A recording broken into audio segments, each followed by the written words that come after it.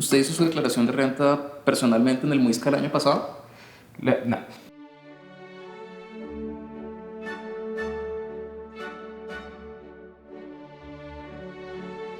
ya salió un buen meme, rompiendo la cuarta pared. Vemos yo.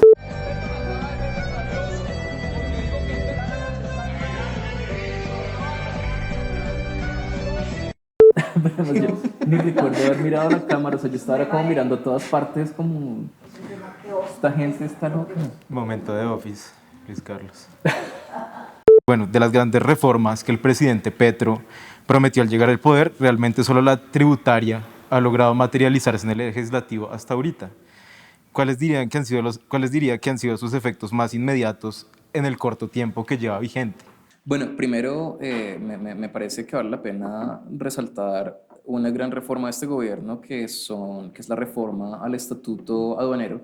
La Constitución le da al presidente la prerrogativa básicamente de legislar en temas de aduanas, pero eso no quiere decir que el decreto que modifica el estatuto aduanero, que está ya finalizando su trámite, no sea absolutamente revolucionario en la lucha contra el contrabando. Tenemos la expectativa de que empiece a solucionar pues, este problema que aqueja al país y sobre todo que no es solo recaudo que se pierda en las aduanas, sino que también es dinero que va a todo un ecosistema de economías ilegales que socava la paz que está buscando el gobierno. Yendo a la tributaria, bueno, el primer efecto obviamente fue el de aumentar el recaudo. Llegamos a un nivel de recaudo histórico por donde uno lo mire, tanto en términos de aumento, en términos reales de poder adquisitivo del Estado. Fue un aumento del 13% real frente al recaudo del año inmediatamente anterior, pero además como porcentaje del PIB es el más alto de la historia, 16,7% del PIB en recaudo de la DIAN. Creo también pues que al ser una reforma tributaria progresiva cumplimos con esa promesa de aumentar el recaudo para financiar la inversión social sin meterle la mano al bolsillo a los contribuyentes con ingresos de menos de 10 millones de pesos, que era algo que en su momento pues la gente obviamente quería estar segura de que era cierto, de que no le estuviera metiendo los dedos en la boca, y pues yo creo que en este momento ya la gente puede ver que eso se cumple.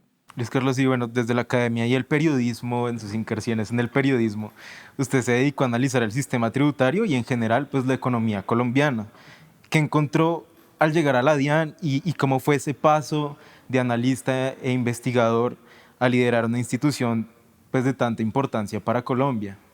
Dicen que el riesgo de hacer buenas sugerencias es que lo pongan a uno a cargo de implementarlas. Si uno hace el ejercicio de revisar ahí sí columnas y demás que en su momento publiqué, creo que es cierto, fortalecer la DIAN es la medida tributaria más importante que tenemos. La brecha tributaria, la diferencia entre lo que se recaudaría si todo el mundo cumpliera al 100% con sus obligaciones tributarias y aduaneras y lo que en realidad se recauda, la estimamos en alrededor de 100 billones de pesos. Y pues como el país bien sabe, se hacen reformas tributarias muchas veces por 10, 15 billones de pesos adicionales de recaudo. Entonces ahí es donde está la plata y el reto operativo de enfocar la entidad hacia las prioridades donde está el recaudo, digamos, en esos grandes evasores, es un reto gerencial y logístico que pues ha sido muy interesante, pero sobre todo muy satisfactorio en la medida que ha contado con el apoyo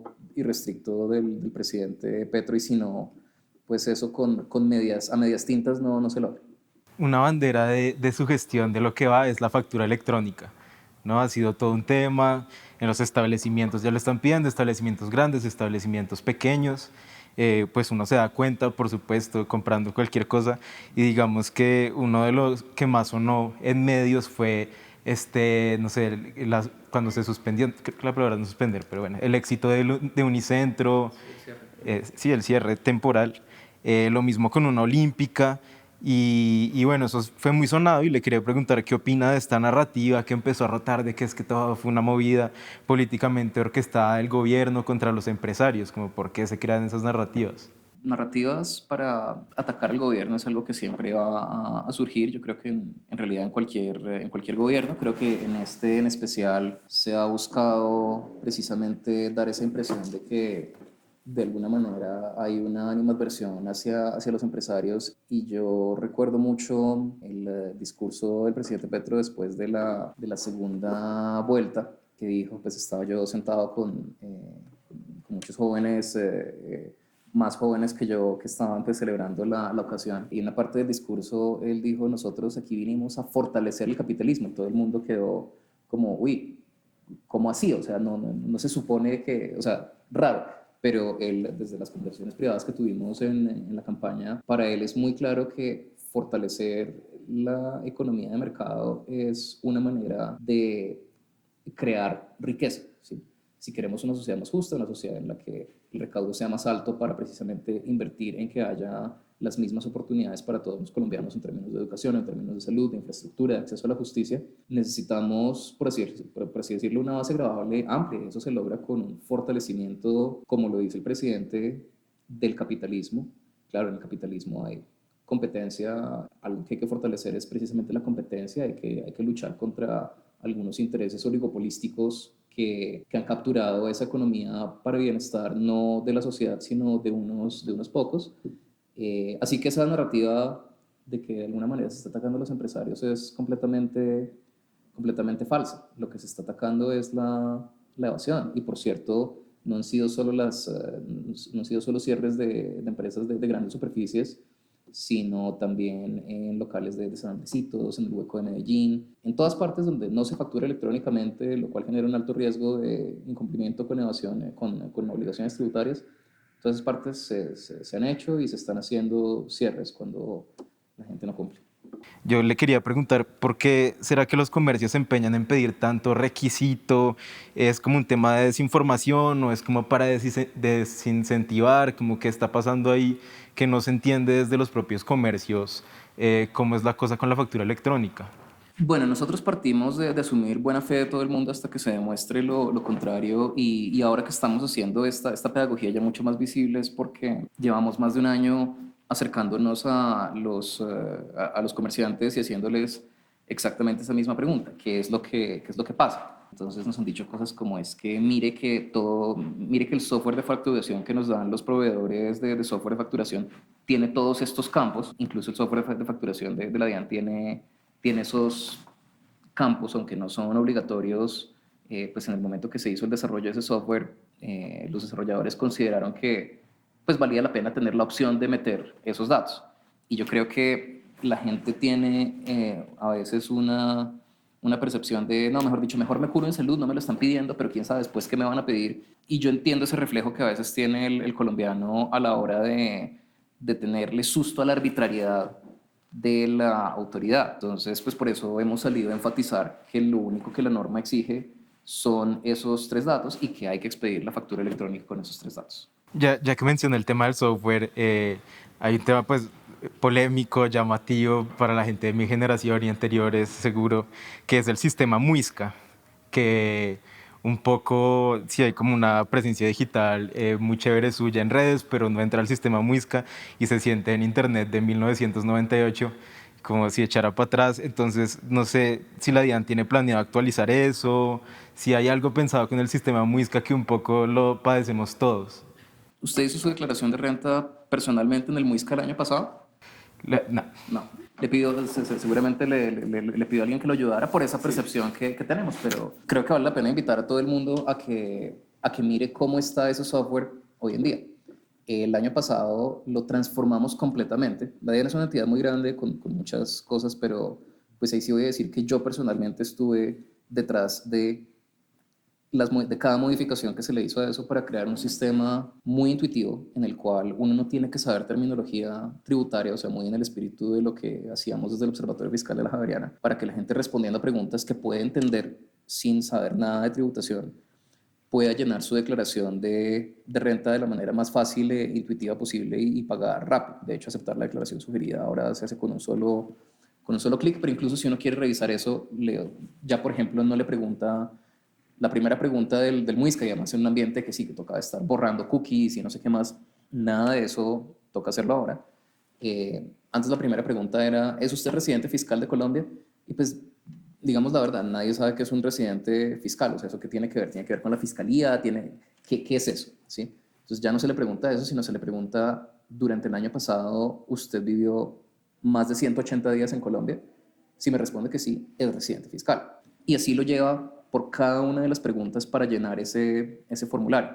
Ah, que por cierto, y aquí yo creo que esto es sí algo en lo que esa narrativa que es que en Colombia siempre estamos detrás en todo, vale la pena revisarla. En Estados Unidos, si ustedes se ponen a ver como lo que es noticia tributaria, es que la IRS, la DIAN de allá, está haciendo el programa piloto para tener un software gratuito en el que se puede hacer la declaración de renta sin acudir a terceros. Entonces, lo que en Estados Unidos es un programa piloto del cual los periódicos reportan que de pronto está avanzando, en Colombia desde el año pasado es una realidad. Y este año, algo que vamos a añadir es que las devoluciones de saldos, que además mucha gente todavía cree en el mito de que mejor no pedirla porque entonces me cae la DIAN, se van a poder solicitar en la plataforma y se le van a hacer directamente a la cuenta. Y de hecho no nos tiene que decir cuál cuenta bancaria porque ya sabemos cuáles son sus cuentas bancarias. Le vamos a presentar el menú de opciones. Pensando en mirar hacia adelante y otro hito importante de su gestión fue decirle a los contribuyentes exactamente en qué se gastó el dinero de su declaración de renta, que fue algo como muy agradecido y muy sonado. Yo quería saber si realmente es la primera vez que se vio algo así desde la DIAN. Creo que es la primera vez que se hace, sí. Bueno, es muy importante precisamente por de donde vinimos, tanto varios miembros de mi equipo como yo, como de donde vino este gobierno, de una ciudadanía volcada a las calles a decir, espere, las finanzas públicas como nos la está planteando la misma tecnocracia de siempre, no nos sirven. Sí, no nos sirven porque nos están diciendo que nos tienen que poner masiva porque no hay de otra manera de financiar el Estado, nos están diciendo de por qué se necesita más y entonces el unir el cumplimiento de esas obligaciones tributarias a un reporte de en qué se está gastando la plata nos pareció que era una cosa que la ciudadanía pues tenía derecho a tener. Le quería preguntar si alguna vez ha sentido que podría estar exponiéndose demasiado con esta figura online que ha creado. Pues yo creo que si uno, o sea, independientemente de si tiene TikTok o no, si uno quiere saber quién es el director de la DIAN, ahí está en Google. Pero pues yo me siento seguro, me siento bien protegido gracias al personal de la Policía Nacional y de la Unidad Nacional de Protección que me protege a mí y a mi familia. Pues obviamente es una confianza que creo que está bien puesta y pues bueno, cuando uno tiene que cumplir un deber, uno lo hace y ya. Como muchos millennials, porque usted es millennial, usted ya era un tipo versado en Twitter desde mucho antes de ser nombrado como director de la DIAN.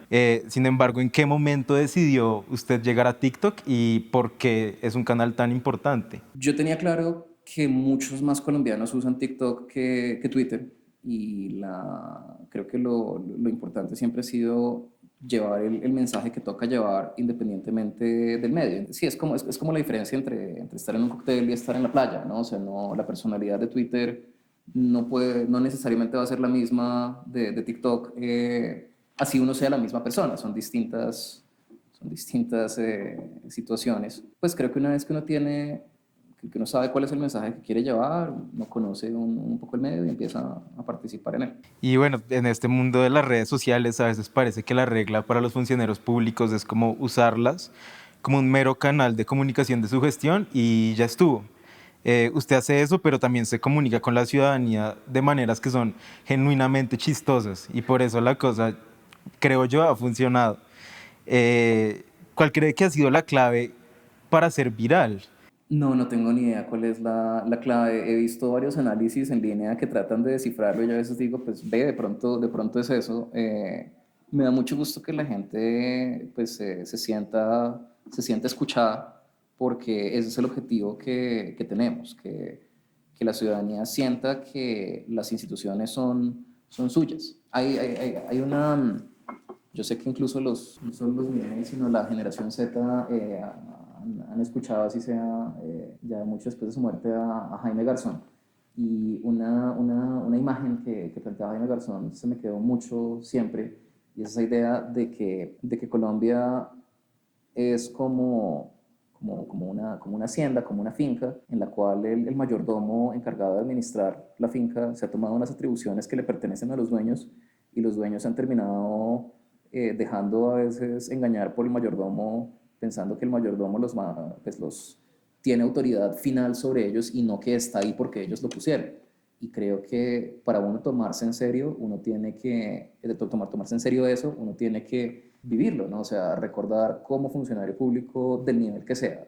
Siente que todo este cuento de las redes sociales que ha creado ha humanizado un poquito la institución. Pues quiero creer que ha contribuido a esa humanización, pero la humanización de verdad solo se va a dar cuando la gente reciba un trato como contribuyente, digamos, no solo como consumidor de entretenimiento que refleje eso. No es algo que se logre inmediatamente, pero pues hemos tomado pasos, por ejemplo, como lo que describía con respecto a ese software de declaración de renta de personas naturales. Con frecuencia nos dicen, ah, pero y la declaración de IVA, y para personas jurídicas, y para las aduanas, y honestamente estamos trabajando para ofrecerles un mejor servicio, pero queremos pues, presentarles esos primeros resultados como un poquito como las arras de hacia dónde estamos yendo, eso por el lado del software, también por el lado de la atención al contribuyente. Ahorita que estamos ampliando la planta vamos más o menos a triplicar el número de funcionarios de atención al contribuyente, pero lo cierto es que estamos yendo hacia allá y lo que queremos decirle al contribuyente es,